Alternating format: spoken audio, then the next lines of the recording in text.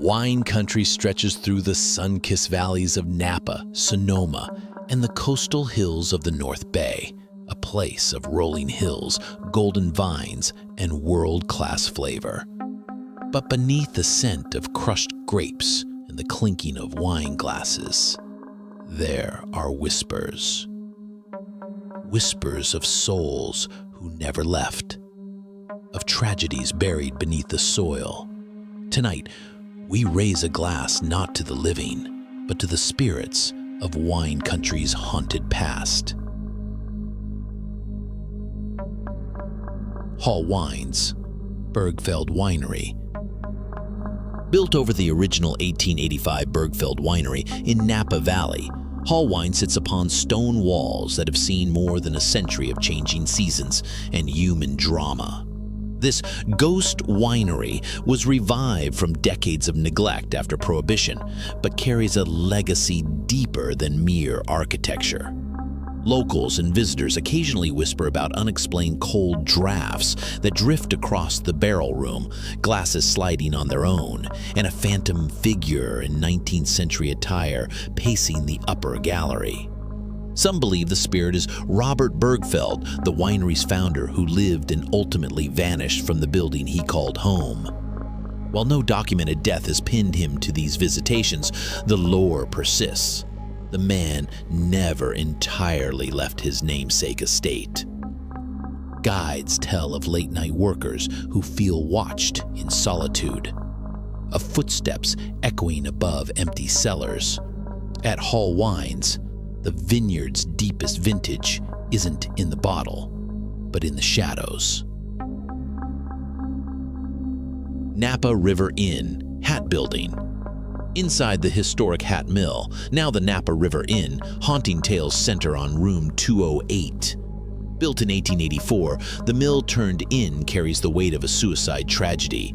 Albert Hatt Jr. reportedly hanged himself in this very property in 1912. Staff and guests have since described a somber male figure in suspenders pacing the corridors near the ballroom, past doors opening softly, whispers drifting in timed cadence with the river below.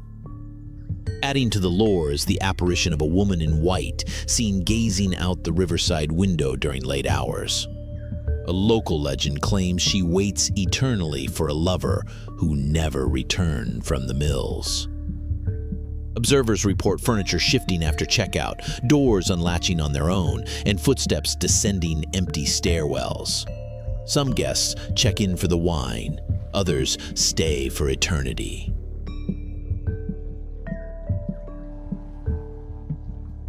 Trefethen Family Vineyards. Originally established in 1886 as the Eshkol Winery, designed by architect Hamden McIntyre, this gravity-flow wooden wine facility endured earthquake, fire, and prohibition. Restored in the 1960s and now operating as Trefethen Family Vineyards, the estate is revered not just for its wine, but for lingering spectral presence. Employees consistently report cold spots wafting through tasting rooms, the rhythmic sound of heels clicking on hardwood long after hours, and an uneasy hush that settles deep in the library. Visitors and staff speak of the Lady in White, a dignified ghost seen drifting by the historic wine library, holding a glass as if toasting to lost time. The stories, though undocumented, have persisted long enough to influence paranormal tours and employee lore. Some paranormal investigators in the region have traced EMF anomalies to the tasting hall and recorded audio disturbances near the original cellar overhead beam. When the Lady in White appears at Trefethen, she doesn't ask for a pour. She's already tasted eternity. Rispin Mansion, Capitola. Once envisioned by Henry Rispin as a Spanish revival estate to showcase wine leisure and coastal elegance, the Rispin Mansion in Capitola faded into ruin after Prohibition-era collapse and years of neglect. Now standing partially demolished, the sprawling ruins are rumored to be persistently cursed.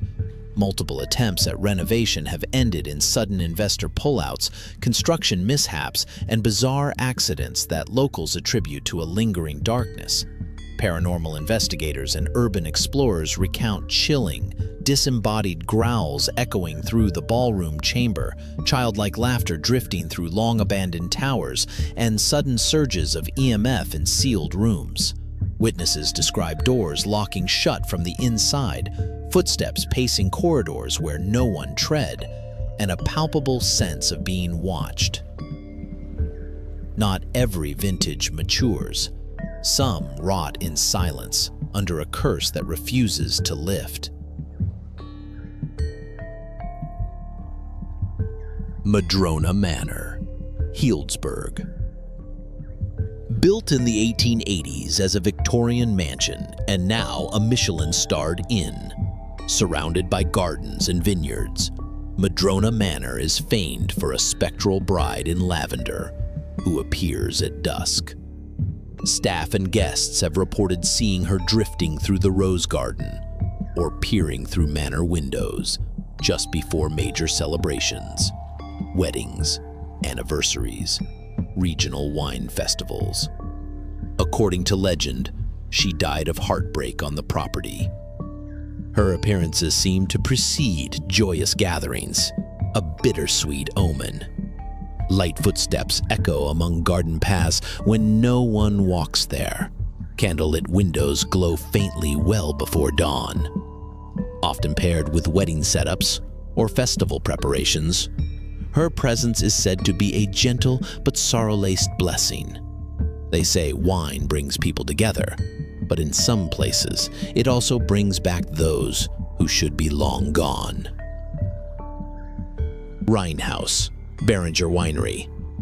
At Beringer in St. Helena stands the majestic Rhinehouse, built in 1884 and still considered California's oldest continuously operating winery mansion. This German Gothic architecture was once home to Frederick Beringer, whose death in 1901 ushered in tales of a ghost seen pacing upper halls dressed in period garb. Tour guides claim to catalog missing objects in rooms long sealed, halls where antique footsteps echo, and fleeting music from a piano that wasn't touched. One staff member reported seeing a half-filled wine glass lift from a tasting table and settle gently back, unseen by any living person. EMF sensors occasionally spike in sealed spaces, and whispers caught on surveillance speak of long-dead family members. At the Rhinehouse, hospitality is eternal, and the hosts may not be entirely among the living. In California's wine country, every bottle has a story, but some bottles have secrets. Ghosts of winemakers, lost lovers, and cursed estates swirl beneath the surface, waiting to be uncorked. If you've ever visited one of these wineries, or have your own haunted vineyard tale, share it in the comments. And if you're thirsty for more mysteries, don't forget to subscribe.